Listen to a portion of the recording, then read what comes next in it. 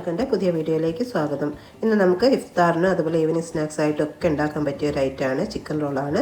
നല്ല ടേസ്റ്റാണ് ഇതിന്. നമുക്കിത് വളരെ പെട്ടെന്ന് തന്നെ വീട്ടിൽ തയ്യാറാക്കി എടുക്കാനും പറ്റും. അതുപോലെ നല്ല ക്രിസ്പിയാണ്, നല്ല ടേസ്റ്റിയാണ്. നിങ്ങൾക്ക് ഇതിൻ്റെ സൗണ്ട് കേട്ടാൽ മനസ്സിലാകുമെന്ന് വിചാരിക്കുന്നു. നല്ല ക്രിസ്പിയാണ് പുറമെ, അതുപോലെ ഉള്ളിൽ നല്ല സോഫ്റ്റാണ്. നല്ല ടേസ്റ്റാണ്. വളരെ പെട്ടെന്ന് വീട്ടിലുള്ള കുറച്ച് ഇൻഗ്രീഡിയൻസ് വെച്ച് നമുക്കിത് തയ്യാറാക്കി എടുക്കാൻ പറ്റും. ഇനി നമുക്ക് ഇതുണ്ടാക്കാനായിട്ട് ഞാനിവിടെ ഒരു ചിക്കൻ്റെ ബ്രസ്റ്റ് പീസ് മുഴുവനായിട്ടും എടുത്തിട്ടുണ്ട്.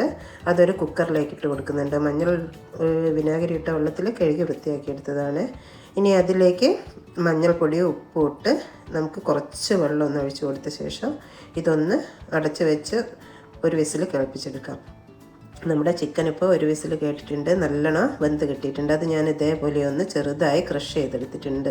നിങ്ങൾക്ക് വേണമെങ്കിൽ ചെറുതായി മുറിച്ചിട്ട് എടുത്താലും മതി കേട്ടോ. ഇനി നമുക്കൊരു പാനിലേക്ക് ഇതിലെ ഫില്ലിംഗ് ഉണ്ടാക്കാനായിട്ട് ഒരു ടേബിൾ സ്പൂൺ വെളിച്ചെണ്ണ ഒഴിച്ച് കൊടുത്തിട്ടുണ്ട്. അതിലേക്ക് ഒരു ടേബിൾ സ്പൂൺ ഇഞ്ചി വെളുത്തുള്ളി പേസ്റ്റാണ് ചേർത്ത് കൊടുത്തത്. എന്നിട്ട് അതിൻ്റെ പച്ച ചുവ മാറുന്ന വരെ ഇതൊന്ന് ഇളക്കി കൊടുക്കുക. അതിനുശേഷം അതിലേക്ക് 2 സവാള ചെറുതായി കൊത്തി അരിഞ്ഞത് ചേർത്ത് കൊടുത്തിട്ടുണ്ട്. എന്നിട്ട് അതിലേക്ക് ആവശ്യത്തിനുള്ള പച്ചമുളക് കൂടി ചേർത്ത് കൊടുത്തിട്ടുണ്ട്. ഓരോരുത്തരുടെ എരിവിന് ആവശ്യത്തിനനുസരിച്ച് പച്ചമുളക് ചേർക്കാം. ഞാനിവിടെ ഇപ്പോൾ 8 പച്ചമുളക് ചെറുതായി മുറിച്ചിട്ടെടുത്തിട്ടുണ്ട്. പിന്നെ ആവശ്യത്തിനുള്ള ഉപ്പും കൂടി ചേർത്ത് നന്നായി ഈ സവാളയൊന്ന് വഴറ്റിയെടുക്കണം. ഇവിടെ ഇപ്പോൾ നമ്മുടെ സവാളയൊക്കെ നന്നായി വഴന്ന് വന്നിട്ടുണ്ട്. ഇനി നമുക്കിതിലേക്ക് ആവശ്യത്തിനുള്ള മസാലകളെല്ലാം ചേർത്ത് കൊടുക്കാം.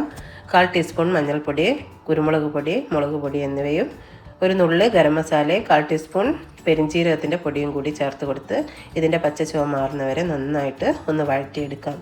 ഈ മസാലയുടെയൊക്കെ പച്ചച്ചുവ മാറുമ്പോൾ അതിലേക്ക് പൊടിച്ച് വെച്ച ചിക്കൻ കൂടി ചേർത്ത് കൊടുക്കാം. എന്നിട്ട് ഈ ചിക്കൻ്റെ ഭാഗത്തേക്ക് മസാലയെല്ലാം നന്നായിട്ട് പിടിക്കുന്ന വിധത്തിൽ നമുക്കിതൊന്ന് നന്നായി ഇളക്കി മിക്സാക്കി കൊടുക്കാം. ഇപ്പോൾ നമ്മുടെ മസാലയൊക്കെ റെഡി ആയിട്ടുണ്ട്. നല്ല ടേസ്റ്റാണ്. ഞാനിപ്പം വായിൽ വെച്ച് നോക്കിയപ്പം വെറുതെ തന്നെ കഴിക്കാൻ കേട്ടോ, അത്രയ്ക്ക് ടേസ്റ്റ് ഉണ്ട്. ഇനി നമുക്ക് ഈ മസാലയൊക്കെ ഒരു സൈഡിലേക്ക്, ഈ ഫില്ലിംഗ് ഒക്കെ ഒരു സൈഡിലേക്ക് മാറ്റി വെക്കാം. ഇനി നമുക്കിതിൻ്റെ ഷീറ്റ് റെഡിയാക്കാനായിട്ട് ഒരു പാത്രത്തിലേക്ക് 1 കപ്പ് മൈദപ്പൊടി, ആവശ്യത്തിന് ഉപ്പും ചേർത്ത് കുറച്ച് വെള്ളം ഒഴിച്ച് നല്ലോണം കുഴച്ചെടുക്കാം. കുറച്ച് ലൂസായിട്ട് വേണം നമുക്കിത് കുഴച്ചെടുക്കാനായിട്ട്. വേണമെങ്കിൽ പെട്ടെന്ന് റെഡിയാവാൻ മിക്സിയുടെ ജാറിലിട്ട് ഒന്നടിച്ചെടുത്താലും മതി കേട്ടോ.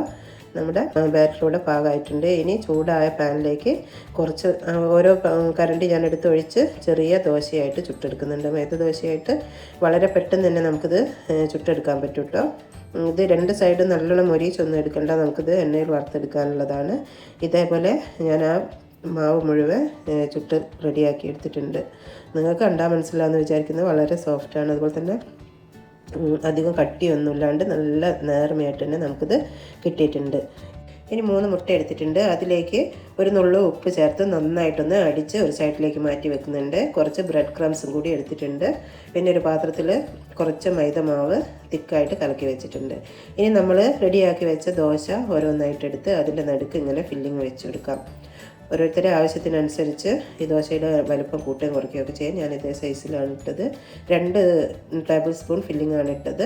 അതിന് ശേഷം ഒന്ന് മടക്കി വെച്ചിട്ട് 2 സൈഡും ഒന്ന് നടുഭാഗത്തേക്ക് ആക്കി വെച്ചിട്ട് ഇതേപോലെ മടക്കിയെടുക്കുക. എന്നിട്ട് അതിൻ്റെ സൈഡ് ഭാഗം നമ്മൾ ആ മൈദമാവ് കലക്കി വെച്ചത് കൂടി ഇട്ട് ഇതൊന്ന് ഒട്ടിച്ചെടുക്കാം.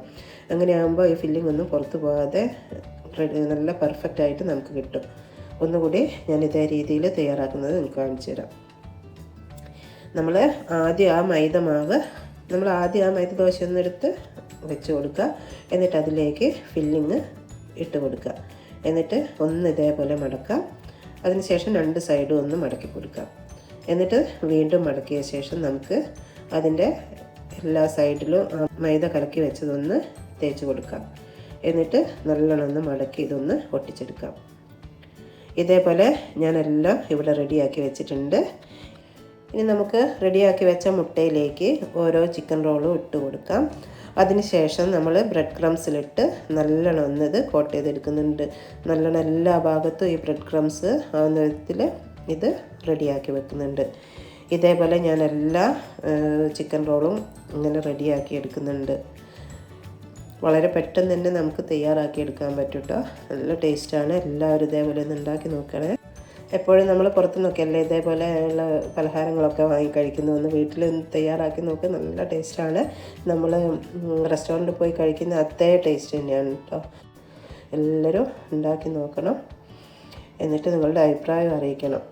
ഞാനിവിടെ എല്ലാം റെഡിയാക്കി വെച്ചിട്ടുണ്ട്. ഇനി നമുക്ക് ഇത് തയ്യാറാക്കാനുള്ള പാത്രം ഒന്ന് അടുപ്പത്തേക്ക് വെച്ചെടുക്കാം. ഞാൻ കുറച്ച് വലിയ പാനാണ് അടുപ്പത്തേക്ക് വെച്ചത്. 4-5 വീതം ഇട്ട് വറുത്തെടുക്കാൻ വേണ്ടിയിട്ടാണ്. അതിലേക്ക് ആവശ്യത്തിന് ഓയിൽ ഒഴിച്ച് കൊടുത്തിട്ടുണ്ട്. ഓയിൽ ചൂടാകുമ്പോൾ നമ്മൾ ഇതിലേക്ക് ചിക്കൻ റോളുകൾ ഇട്ട് കൊടുക്കുന്നുണ്ട്. ഞാൻ 5 ഇട്ട് കൊടുത്തിട്ടുണ്ട്. ഇത് നമുക്കിനി തിരിച്ചും മറിച്ചിട്ട് നല്ല ഗോൾഡൻ ബ്രൗൺ കളറാകുന്നവരെ വേവിച്ചെടുക്കാം. നല്ലോണം മൊരിഞ്ഞ് കിട്ടണം. നമ്മളിത് എടുക്കുമ്പോൾ നല്ല തീ കൂട്ടി വെച്ച് ഹൈ ഫ്ലെയിമിലിട്ട് എടുക്കണം കേട്ടോ. അങ്ങനെയാകുമ്പോൾ എണ്ണ കുടിക്കൊന്നുമില്ല. നമ്മൾ തീ കുറച്ച് വെച്ചത് എടുക്കാൻ നോക്കുമ്പോൾ എണ്ണയും കുടിച്ചു പോകും. ഇപ്പം നമ്മുടെ ചിക്കൻ റോളിൻ്റെ കളറെല്ലാം മാറി വരുന്നുണ്ട്. മനസ്സിലാവുന്ന വിചാരിക്കുന്നത് നല്ല ഗോൾഡൻ ബ്രൗൺ കളറായി വന്നിട്ടുണ്ട്. ഇത് ഒന്നുകൂടി ഒന്ന് മൊരിഞ്ഞ് കിട്ടട്ടെ, എന്നിട്ട് നമുക്കിതിൽ നിന്ന് കോരിയെടുക്കാം. ഇപ്പം നമ്മുടെ ചിക്കൻ റോളൊക്കെ നല്ല പാകമായിട്ടുണ്ട്. ഞാനിവിടുന്ന് ഇത് കോരി മാറ്റി വെക്കുകയാണ്. അതിനുശേഷം ബാക്കിയുള്ളതും കൂടി ഇതേപോലെ വറുത്തെടുക്കുന്നുണ്ട്. നമ്മുടെ ടേസ്റ്റി ചിക്കൻ റോളൊക്കെ ഇവിടെ റെഡി ആയിട്ടുണ്ട്. എല്ലാവരും ഉണ്ടാക്കി നോക്കണം. എന്നിട്ട് നിങ്ങളുടെ അഭിപ്രായമൊക്കെ അറിയിക്കുകയും വേണം. അതുപോലെ നിങ്ങൾക്ക് ഈ വീഡിയോ ഇഷ്ടമായാലൊന്ന് ലൈക്ക് ചെയ്യാനും നിങ്ങളുടെ ഫ്രണ്ട്സിനും റിലേറ്റീവ്സിനൊക്കെ ഒന്ന് ഷെയർ ചെയ്ത് കൊടുക്കാനും മറന്നു പോകരുത്. സബ്സ്ക്രൈബ് ചെയ്യാതെ ആരെങ്കിലും കാണുന്നുണ്ടെങ്കിൽ ഒന്ന് സബ്സ്ക്രൈബ് കൂടി ചെയ്യണേ. നമുക്ക് മറ്റൊരു അടിപൊളി വീഡിയോയുമായി വീണ്ടും കാണാം.